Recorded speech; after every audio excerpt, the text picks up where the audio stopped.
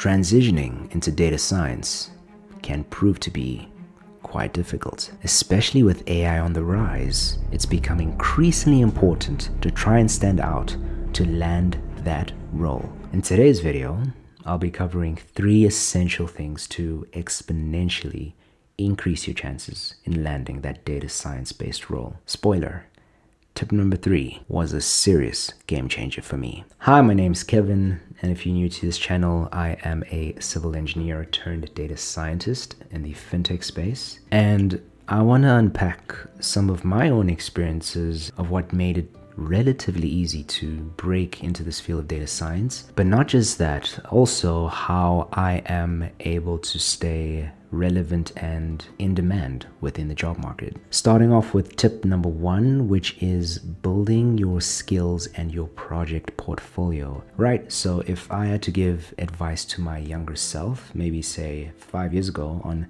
how do I break into data science, where do I start?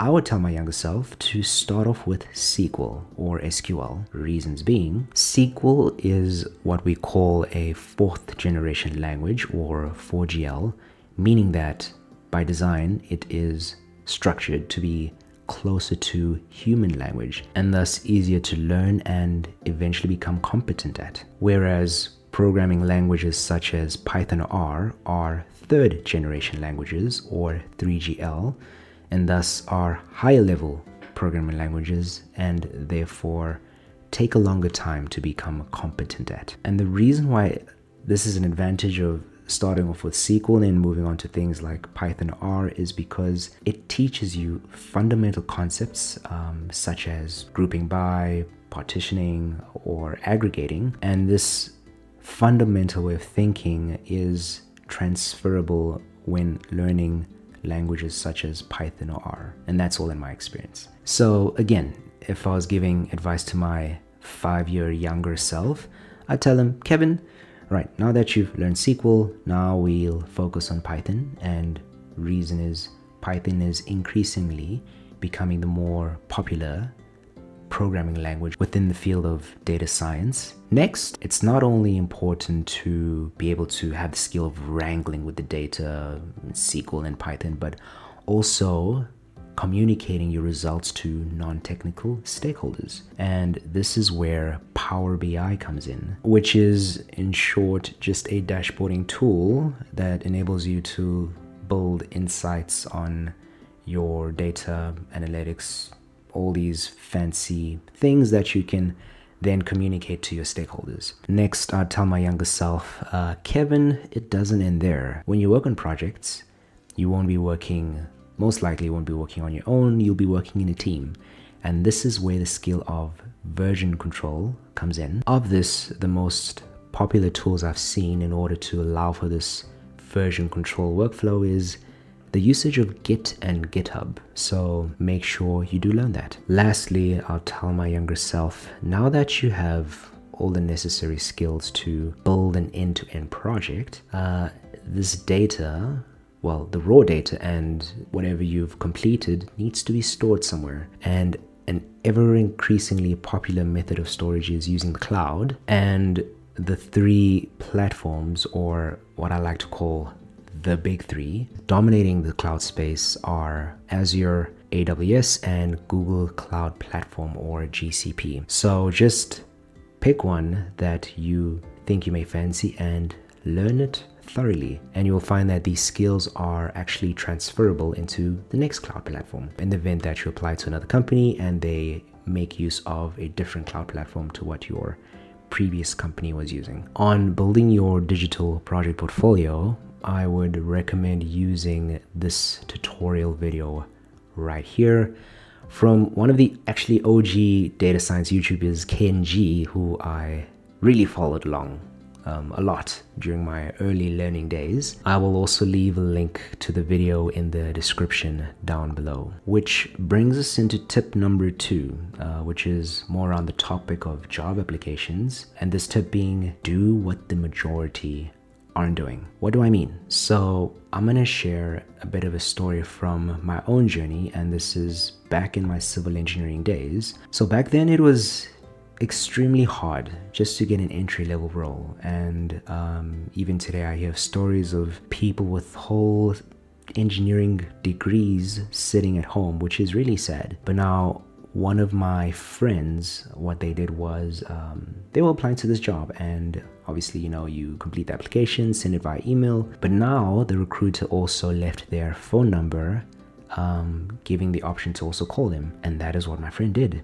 He called, and this was what the recruiter said: because you called, right, I am gonna give you an opportunity for an interview. And that realization really struck me, thinking, okay, it seems that if you do what others aren't doing, or do more, something different, then looks like it increases your chances of getting the job. So there is a second story of my own where I applied the same concept into breaking into this field of data science, which I will definitely share in a future video. So you might want to subscribe if you do want to see that. All right, so now I'm going to give 2 examples. There are many other examples of doing what the majority aren't doing, but I'm just going to give 2 for the purposes of this video. So example number 1 is actually from my story that I shared, being don't just apply to the job. Where possible, also reach out to the recruiter,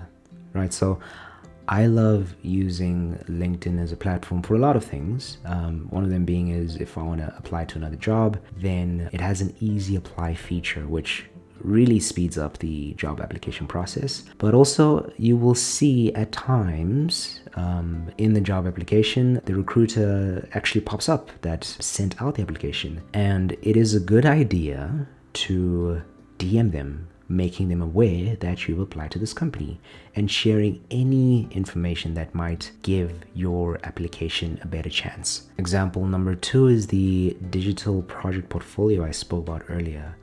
Now, if you see that majority are just giving in their CV and that's it, then take it a step further and actually showcase your skills with your digital portfolio. Now, there are obviously many other ways to do what the majority aren't doing. The point is to think outside the box when you are applying to the job. Always remember that skill. Let's go into tip number 3. And like I said right at the beginning of this video, this one was an absolute game changer for me. So now, once you've found that you've learned the skills, you have built your digital project portfolio, you've also done what the majority aren't doing when applying to jobs, the next step is to build your personal brand. So now, throughout this journey of learning the skills, building your project portfolio, there is the option of documenting your journey on social media, which is what I did. I've come to find that something you share along your journey will impress someone online, or even teach someone something who is a few steps behind you. There was a time I was quite active with posting on LinkedIn. I'm not really sure why I slowed down, but during the time that I was active and frequent with posting, I want to share a few examples of sort of the results I saw with building this personal brand of mine. The first example dates back to 2022, when the founder of a tech company actually reached out to me because of my interesting profile, and we, long story short, we had a coffee chat. It ended up being a sort of contractual freelancing role where I actually earned some side hustle money for a couple of months, and that just made me realize the power of building your personal brand. The second example is very similar to the first. Now this one it happened last year, where the founder of a company again reached out to me. We had a coffee chat. This one was also a content creator on the side, so he actually gave me some advice on content creation, but he also gave me this opportunity to, again, do some freelancing projects on the side to earn a side income, which I did not take at the time because I was busy with something else. But again, just proves that building your personal brand is actually quite powerful. The third example actually relates more to your full-time career, and you'll find that as you build your personal brand, recruiters will start DMing you.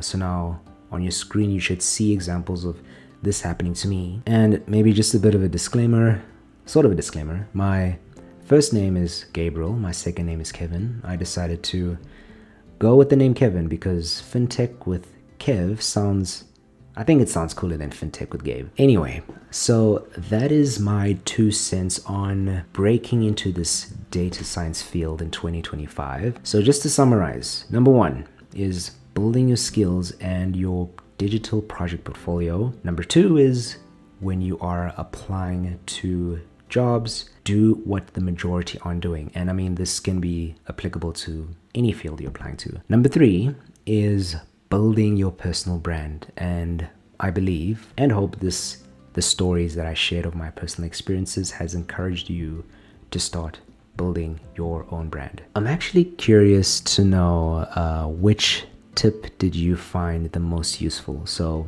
leave a comment below. Otherwise, until the next one.